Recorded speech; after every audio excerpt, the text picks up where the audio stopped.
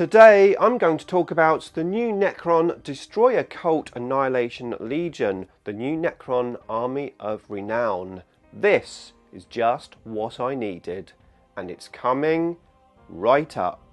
Necrons! Nick speaking, and welcome to this video. So, Games Workshop have released White Dwarf issue 481, and in there is a new Necron Army of Renown. Actually, this is the first of two. The next White Dwarf is going to have a second one.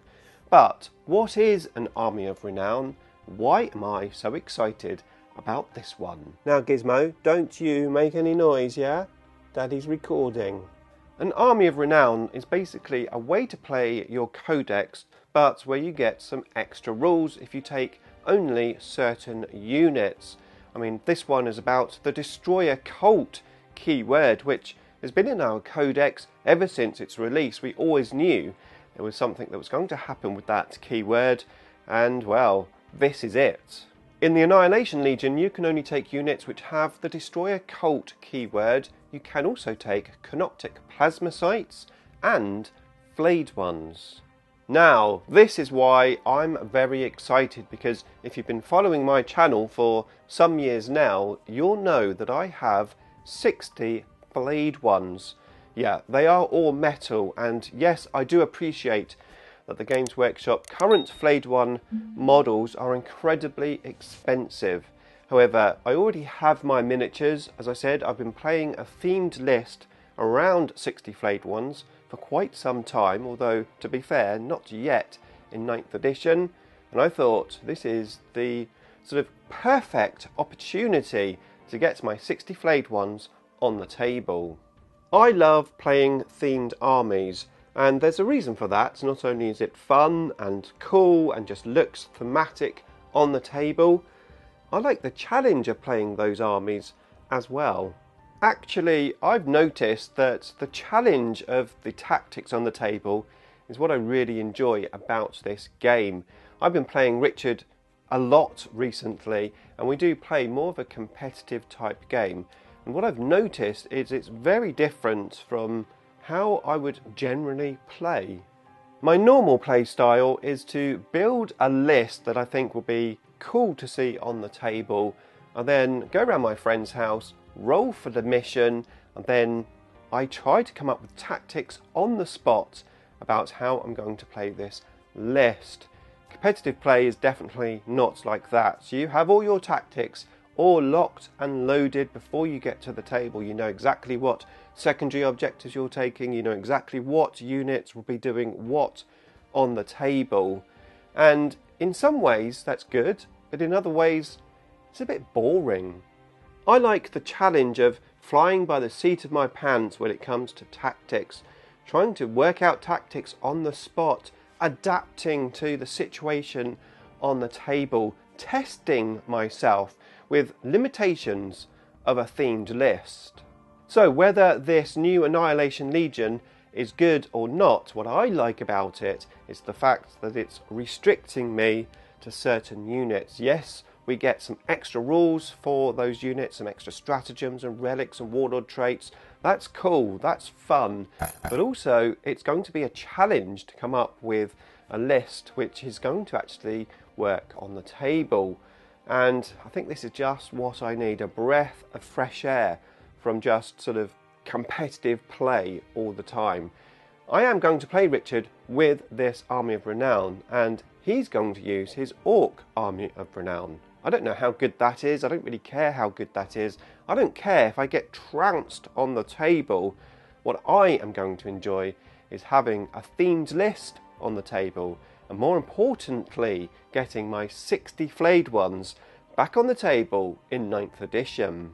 So what we're going to do today is we are going to have a look at the White Dwarf. We're going to look at the new rules, the units, and also my new list, which I'm going to be playing against Richard with his Orc Army of Renown. It's going to be a 2,000 point list, so keep watching to find out more about that. First of all, the White Dwarf. Now, why in the hell is there an Orc on the front cover of the White Dwarf with the Necron rolls? I am cursed by Orc players. Yes, okay, I think it's Age of Sigmar, but who cares? It's Orcs. Now, I haven't bought a White Dwarf in many years, since it used to be a weekly edition. I've got piles of White Dwarfs just in the cupboard, and at one point I used to look back at them, but now I don't really need to, because everything's on the internet that I need to look at. So I was interested to have a look at this, and it didn't change my mind. I mean, apart from the 6 pages of the Necron rules, there's nothing else in here for me. I mean, I don't play any of the other games, the Warcry, Kill Team, Horus Heresy, you know, there's just nothing in there for me. What was interesting though, as I flicked through, was this sort of cardboard section for one of the other games, new rules for Warhammer. So this is Age of Sigmar stuff. It's actually got cut-out sections. One of mine just fell out, as you can see. I'm using that as a bookmark. And the others have these cards. Now, I was thinking, wouldn't it have been a great idea to have had the new Necron stratagems as cards in here, so we can take them out? Maybe also the protocols, so we can have protocol cards like we do when we buy the data pack. I mean, something in here we can just sort of take out that are cardboard, a bit like the Age of Sigmar stuff. Never mind. Instead, I made my own little binder, so I just photocopied the pages, put them in this little folder, and I have all of the rules in one place. When it comes to command protocols, I'm just going to have some tokens numbered 1 to 6, and I'll have those in order on my gaming table, and then I know which protocol I'm using each turn. So that's how I'm going to do it. It's a lot easier and a lot thinner to carry around. So let's have a look at some of the rules and also my army list. Now, first of all, the restrictions. As I said, you can only take units which have the keyword Destroyer Cult. The Canoptic Plasmacytes are in there, obviously because of the Scorpec Destroyers and the Ophidian Destroyers, so you can take those. And also, you can take Flayed Ones. Now, you have to have the same dynasty in the whole of the army, nothing new there. And your army loses the command protocols. However, we've got our own set of special command protocols, which we'll talk more about later. The benefits are a new Warlord trait, 3 new relics, 6 new stratagems, and if we take our Warlord in a Vanguard detachment, that detachment costs 0 CP. Pretty useful because, of course, most of our Destroyer Cult units are in the Elites slot. Flayed Ones gain the Objective Secure special rule. Very useful because, of course, nothing else in the army is going to have OBSEC. You could almost say that Flayed Ones are finally troops. Almost. The other cool thing is Hexmark Destroyers are a HQ choice. Not only that, if you have Scorpec Destroyers or Ophidian Destroyers in your list, then that Hexmark Destroyer doesn't actually take up a slot. Pretty useful for helping you take the free Vanguard detachments. That gives you more CPs for the Warlord trait and relics, and of course the stratagems. You then have the Cult of Annihilation. You can't gain a dynastic code, but when you're shooting or assaulting, if the unit is below full strength, you get +1 to hit, and if it's below half strength, you get +1 to wound. That's pretty cool. Now, we're going to talk about relics, Warlord traits and stratagems later in the video, but for now I thought we'd have a look at my list, because to be fair, I built my list before I looked at the Warlord traits, relics and stratagems, so this is how I went about building my list, and of course the first thing is 60 Flayed Ones. Flayed Ones have always been a fun unit to play, however they haven't always been a good unit to play. Actually, that's what inspired me to play a 60 strong Flayed One list, because the unit wasn't very good and I thought I would try to make it work. However, Games Workshop have changed the rules. They've gone up and down in their level of abilities and also in their points value. At the moment, at 10 points each, they're pretty good. I had been working on a Silent King list with 60 Flayed Ones, but I hadn't quite finalised it. But as I said, this is a perfect opportunity to put them in the list, and it certainly was my starting point. Now, my other starting point would be 3 units of 6 Scorpec Destroyers. I've only recently finished painting my Scorpec Destroyers, and I've used 3 units of 6 once. I got obliterated in that game, but I think I played them a bit aggressive, and to be fair, they were up front rather than behind 60 Flayed Ones. So that's the vision, the Flayed Ones up front, the Scorpec Destroyers behind. In terms of the other assault destroyer unit, well, we're going to be looking at Ophidian destroyers, of course. I only have one unit of 6. I generally play wraiths, but I have one unit of 6 which I put in reserve, and they come in just to cause a bit of trouble. So I'm going to stick that unit in this list. As I said, I've only got one. If I had 2 units, I might have played 2 units, but I only have one, so 1 unit of Ophidian destroyers in the list. So that was my starting point to the list. Then I went a bit crazy because my head couldn't stop spinning about what else I wanted in this list. I was thinking, yeah, loads of heavy destroyers, loads of normal destroyers, HQ choices. I'm going to have a couple of Scorpec Lords, a couple of Locust Lords, a couple of Hexmark destroyers, some Plasmacytes. And then I looked at the points on Battlescribe and it was like nearly 4,000 points. What the hell? Calm down, Nick. Now, of course, I could have saved points by taking smaller units of Flayed Ones, maybe 15 in each, maybe just a couple of units of Scorpec Destroyers, but I didn't want to do that. These are self-restrictions that I put on myself because I want to. I want to have 60 Flayed Ones, and I want to have 3 units of Scorpec Destroyers. So I need to work a list out around my own restrictions, as well as the restrictions of the Army of Renown. So I had a look at HQ choices and I thought, well, the best way to do is just take one of each. So I'll have a Scorpec Lord, I'll have a Locust Lord, and I'll have a Hexmark Destroyer. However, I didn't put the Hexmark Destroyer in the list yet.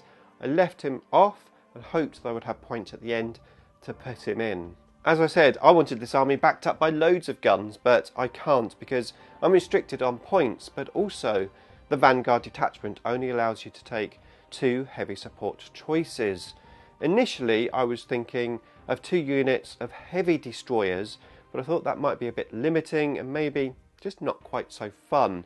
So in the end, I decided to go for 1 unit of heavy destroyers and then a unit of 5 destroyers, with one of them being upgraded to a heavy destroyer. So that gives me 4 anti-tank guns and some, well, infantry killing guns. And don't forget, we have the benefit of +1 to hit for a unit which is below full strength. So if I have some units I'm going to be assaulting, I might actually split fire with some of these units, just try to kill 1 guy in each unit, and then I benefit from that +1 to hit in the assault. Of course, that if I'm not shooting at tanks. So some guns in the list, pretty useful, and I have a few points left over. I had enough points left over for a Hexmark Destroyer, 30 points left. I nearly took an orb on my Locust Lord, but instead I took 2 Plasmacytes because I don't really use them that much. I think they might be quite fun in this list. And also there's a stratagem around a Plasmacyte which could be cool to use. Now, as it's a themed list, I thought I would use the Warlord trait and relics from the Annihilation Legion. I mean, it just makes sense and it's going to be fun. There's only one Warlord trait, and that is Furious Destructor. If you make a melee attack with your Warlord, any 6s to hit give you 2 additional hits. I'm going to give this to my Scorpec Destroyer. Scorpec Lord! So I'm going to give that to my Scorpec Lord. Now, in terms of the relics, there are 3 relics, but they are dedicated. You've got 1 relic for the Scorpec Lord, 1 relic for the Hexmark Destroyer, and 1 relic for the Locust Lord. I'm definitely going to take Nightcull Scythe, which is for the Scorpec Lord. He no longer is -1 to hit when he uses this weapon. And not only that, the damage spills over to other miniatures. The other stats are exactly the same as his usual big weapon. So he's got that, and of course that's going to cost me another CP. So I spent 2 CPs on a Warlord trait and relic. However, I haven't stopped there because I'm going to take another relic. It's going to be the Chariots of the Hierarchs, and that is going to go on my Locust Lord. It's going to offer him some protection. He can only be wounded on a 4+, and he gets an extra 3 inches on his pile-in and consolidation moves. And that is my list. I've spent all the 3 CPs I would have spent on a Vanguard detachment on Warlord traits and relics, so I start with 3 CPs. But what about the protocols and stratagems? Gizmo, say hello. You look scared. Hey, don't scratch me.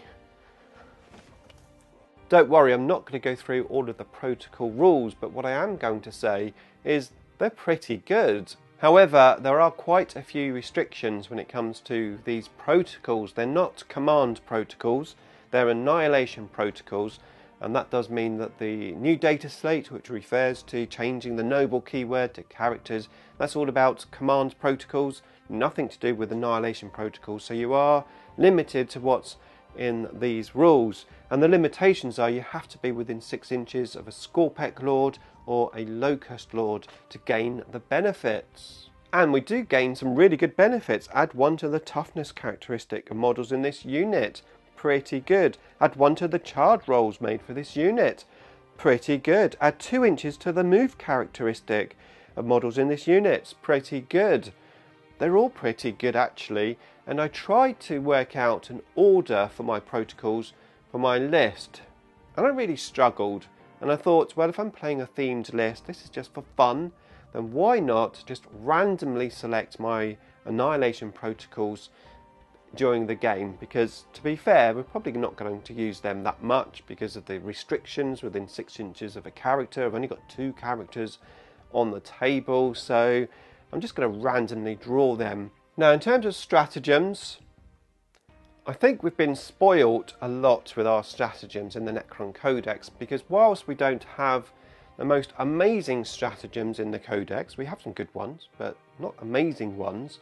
The good thing about our Codex stratagems is the majority of them are only 1 CP. They're pretty cheap.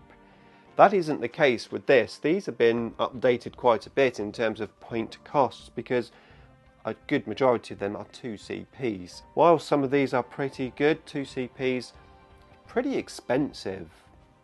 The standout one for me is Swift Disembarkment. It is 1 CP, this one, but basically you get to advance and assault in the same turn. I'm really liking that. I mean, obviously the Wraiths used to have that stratagem in the old Codex, so this is going to be really useful. It's probably the best stratagem that there is. However, there are a few other key highlights which could be useful. There's the Murderous Demise. It is 2 CPs. In the fight phase, you can fight after death as long as you haven't already fought. Could be useful if you have a couple of spare CPs left. Then we have Weaponized Bodies for 2 CPs, and this is done in the charge phase, and you can roll for extra mortal wounds when you charge in. Pretty nice, but again, pretty points heavy. And then a Moment of Clarity for 2 CPs. This is done in the command phase, and you can give a unit objective secure. Again, that could be pretty useful. It could potentially win you the game under the right circumstances. It can certainly give you some extra points or deny points for your opponent, but again, it is 2 CPs. I didn't really go much on the rest of the stratagems. We've got Efficient Disintegration for 2 CPs for your Locust Destroyers and Heavy Destroyers. You add 1 to the damage roll of that attack. But yeah, 2 CPs again, I don't know. Then we have Hyperspace Emplacement. This is just 1 CP, and it's not bad actually, but it is circumstantial. It's for your Ophidian Destroyers, and rules that ignore wounds can't be used. The Flayed Ones stratagem is a little disappointing, to be fair. You use this stratagem at the start of your fight phase. It's 1 CP for a unit of 10. If you're over 10, it's 2 CPs. And you have to basically be totally in area terrain. And if you are, then you can re-roll wound rolls in the assault. It's quite good, but again, it's pretty situational. And if you're making the assault, you've got to get that massive unit of 20 in area terrain. I'm not sure about that one.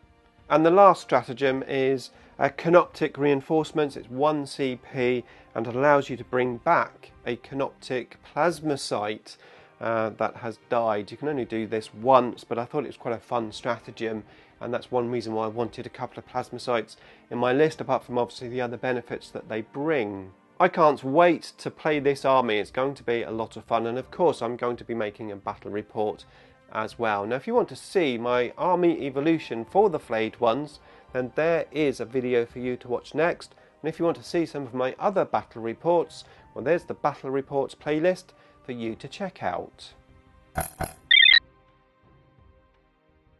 Good boy. Didn't make a noise.